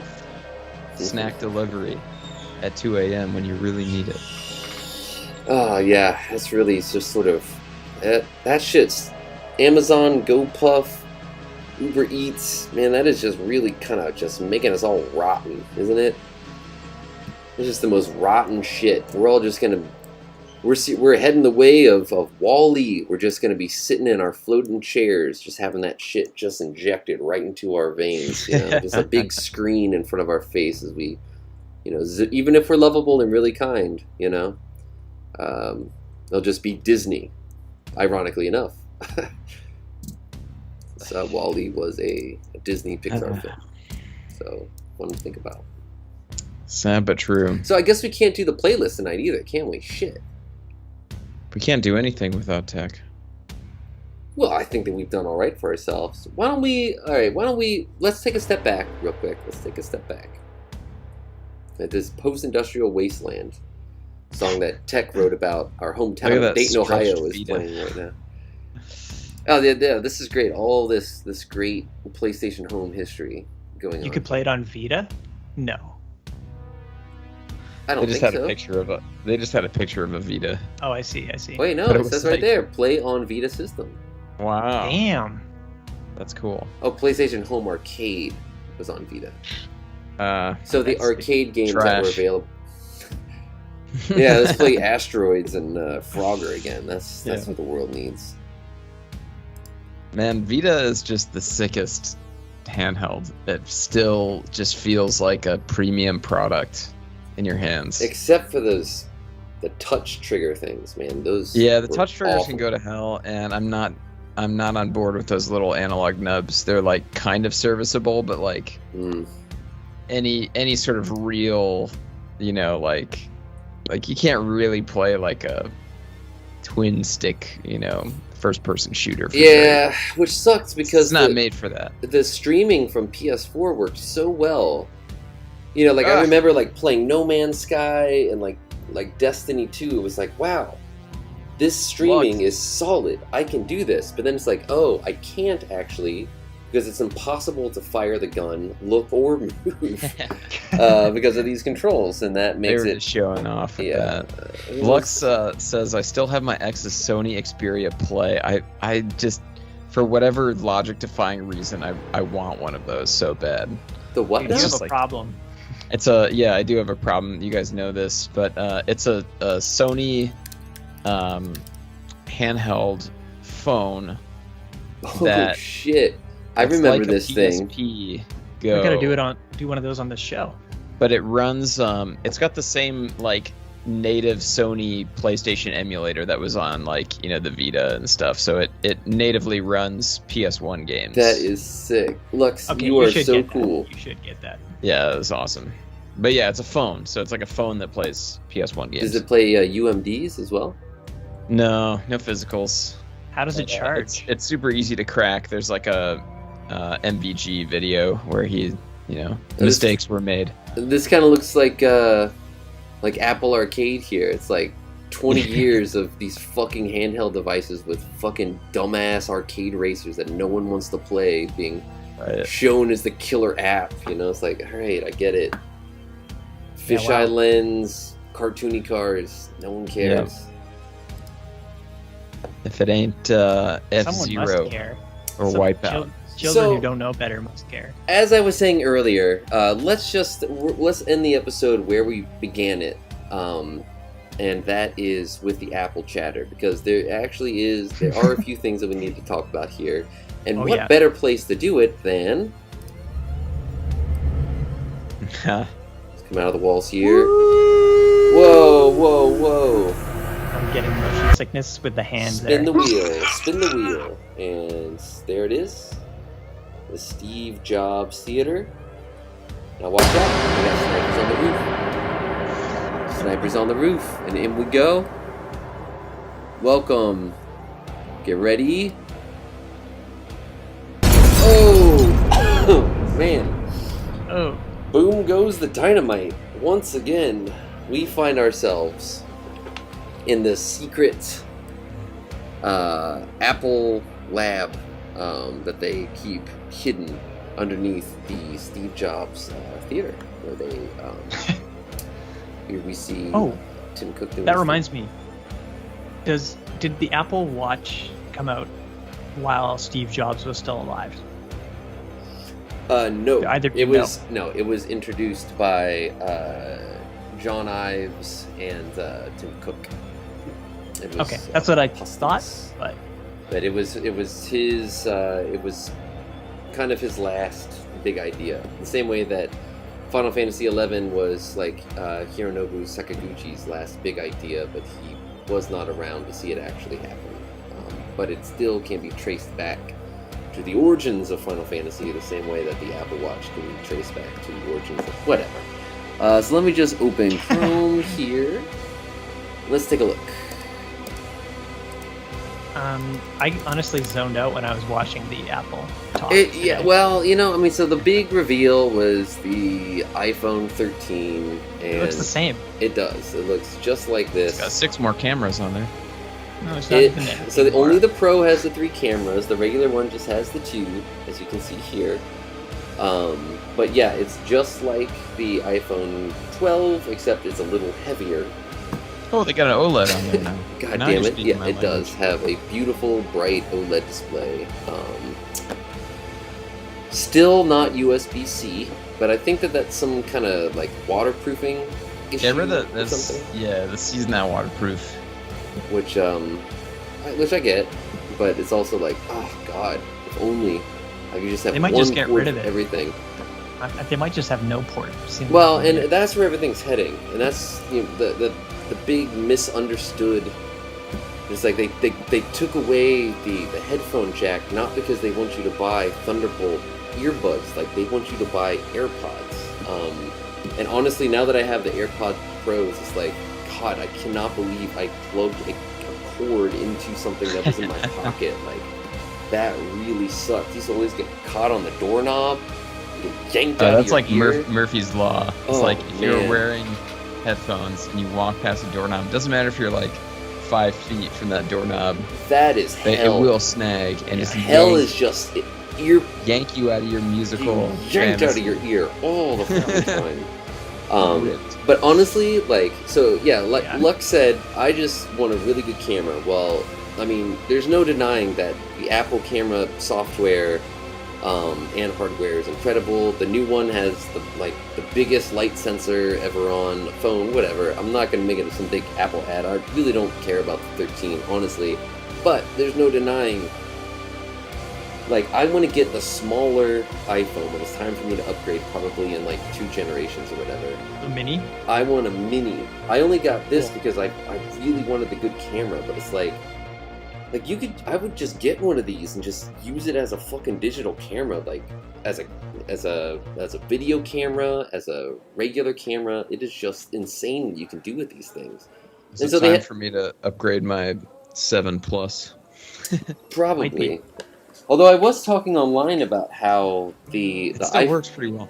Yeah, the iPhone 6 was the last iPhone in which the design, I feel, was like truly mind-blowing. Because it was so small, it was so thin. iPhone 7 was like 10 grams heavier. It was a similar design, but it was a little fatter, a little heavier, and they were starting to move towards, you know, these just like, is it a Samsung? Is it an Apple? I don't know. I'd have to look at the notch to tell you, because they're all the same shape and size, and it's not really appealing, and it like kind of hurts after a while when you're doing this forever. Like, God, that's 6. I'll tell you what, my pinky has some weird like issue from like using it to support the phone. That screen is too big though. The plus size screen, you can't. You need, it's like a 2 to 3 hand usage kind of. I don't know. I feel like anything smaller is like my roommate has an older iPhone, and I hold it and it's just like I can't see it anymore. It's too small. I don't know. I was holding the mini the other day and I was like, I kind of wish I would have had it. But then again, at the same time, it's like, no, I'm glad I had that like super wide camera when we were in Japan and shit, and like be able to shoot 4K slow motion video. Like, it's insane. Check this out. It's the 5C yellow. Oh yeah, that was my first iPhone. There's something about just having it in your pocket, you don't even know it's there. Yeah, it's really small and nice.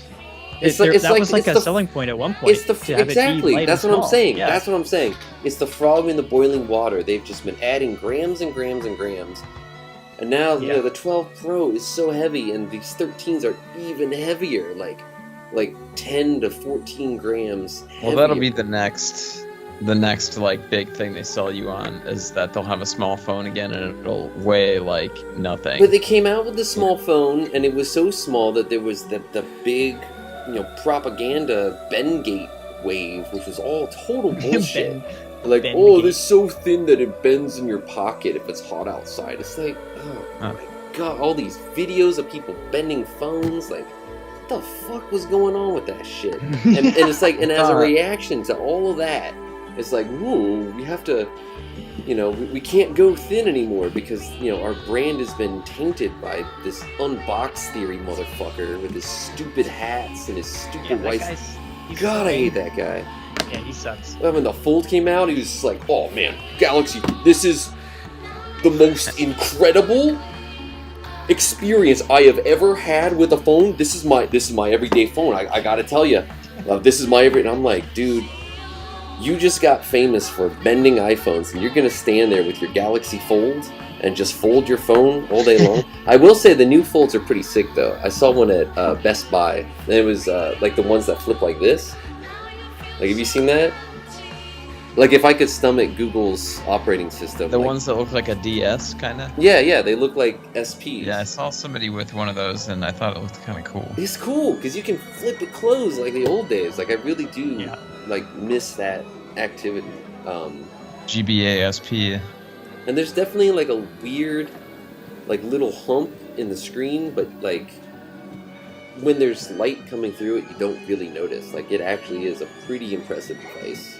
Yeah. Like, my dad I was hoping that Apple would have a few more, like, experimental designs like that. Like, I think we're all huge Apple fans, like, here, obviously. But like, it would be so cool to see like that iPad Mini with the new design, like the new iPad design.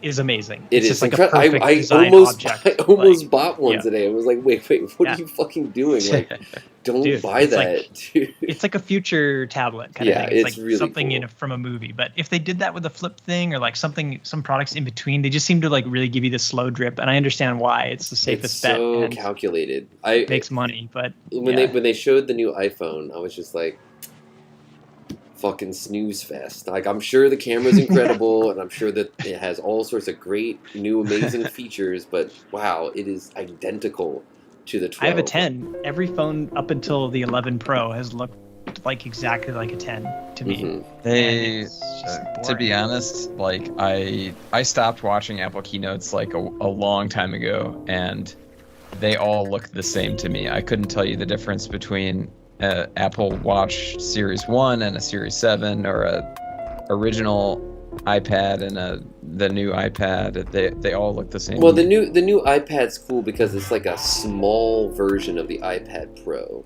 which is like sick. See, that just looks like my phone. Yeah, that is like a giant phone. It's just like, looks like, you know, I've got that right here. With it all the way around bezel.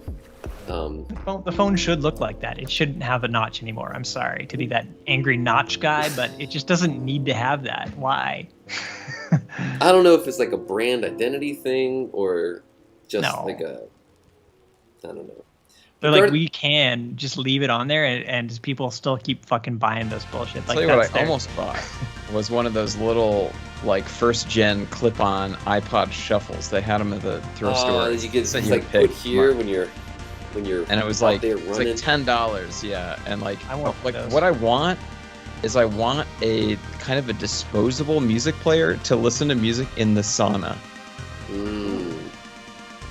Because I sit in the sauna after I go to the gym, and I sit in there for like 15 to 20 minutes, and like sometimes somebody else comes in there and I can hear music like coming out of their headphones, and it's like, well, I either want peace and quiet or I want my own music. I either want peace and quiet or I want pizza. Yeah, exactly. So they also just came out with a new Apple Watch. Of course, within the year that I purchased mine, they came out with a whole new series. But luckily, I think the screen gains about 1 millimeter around the outside. Which apparently that millimeter allows them to display 50% more text on text messages, and now they have a swipe to touch. But like, why would you ever type in something on the phone? Like, just use the microphone. I might start using this 5C. I'm plugging it in now. How's the battery life in Nvidia 64? Is it? You've had it for 5 years, or you had it for 5 years? Was the battery life bad at the end? I'm curious if this thing will last a day. I might try it out as like an iPhone or something. I actually replaced the battery in my 5C. Very light. It's so light. I got my 5C in 2014. I think that's when they came out. And I used it up until... I bought my 7 Plus in 2017, right before I went to Japan for the first time. That's when you used a 5C till? Yeah. Wow. The first time I went to Japan was January 2018, and that was an iPhone 6. And the pictures, you can tell. It's insane.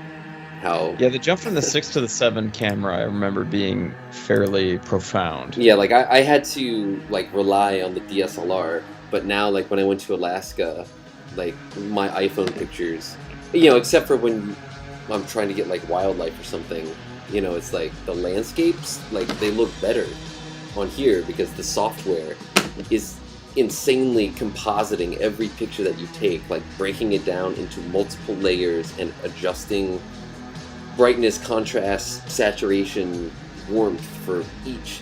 Well, that's the one cool thing that these new phones do that I don't think people realize how cool it is the photo styles, which they just like very briefly mentioned. But basically, the new iOS gives you access to all of the different composited layers of their bizarre photo technology.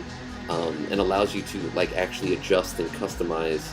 So you can say, I want the background layer to look a certain way, and I want subjects to look a certain way. And you can actually play with those parameters instead of it being all just like automated. I don't know. These things are amazing cameras, and I still say if Apple just put out like a $2,500 DSLR with a giant-ass sensor, access to professional lenses that already exist for other DSLRs, and just put their fucking iPhone software on it, it would just be the most insanely great, to quote Steve Jobs, the most insanely great video camera and photo camera that you could possibly imagine. Yeah, the lenses with the software, I agree, would just it'd just be insane if we had this software with like an actual sensor instead of these stupid little tiny phone sensors. Like, they don't have to be so small. Full frame. And they're going so hard on the photography shit, like so hard with like the capabilities of their cinematic. A nice camera. Sorry, that would be awesome. I get a nice camera though is already like 25 to 100 to 3,000, like for a Sony A7 or something. Exactly. Yeah. But if it was Apple and they did like a nice stainless like steel or like titanium like body, it would probably be like the body alone would be like $5,000. I assume that it would be a very, very high-end camera. But like the software on those cameras like sucks. Like my dad has like the new fucking Sony, and it's like, you know, I was just testing out like the different automatic modes just out of curiosity, and it's just like, this is pathetic. And these like art modes, you know, where you can do like like tilt shift or whatever. Like, this is stupid. But, so, all I was going to say in summation is that with all the excitement around what's been happening with Macintosh and, Mac, it's officially just Mac, not Macintosh, but the new Macs, that's where all the exciting design is coming from, so I have to hope and feel that it will kind of trickle back, and we will see something a little more exciting with the iPhone 14s. But we're going to have to wait a couple years to find out, and that's when I'll be due for an upgrade. So with that, I think we've covered all of our bases. I want to thank everyone for tuning in back to the Neo Gaia Fantasy Happy Fun 2-hour show time. And we're going to get back to the swing of things here. We're all really busy. We're all doing stuff. There's just been a lot of traveling and different things in the way, but we want to come into your house, into your room, into your life. We want to make sure that you're seeing our faces, hearing our voices, and that we continue this beautiful sort of parasocial journey together. And 100% Electronica and 100p TV, those are the threads that bind together the patches of our souls. And also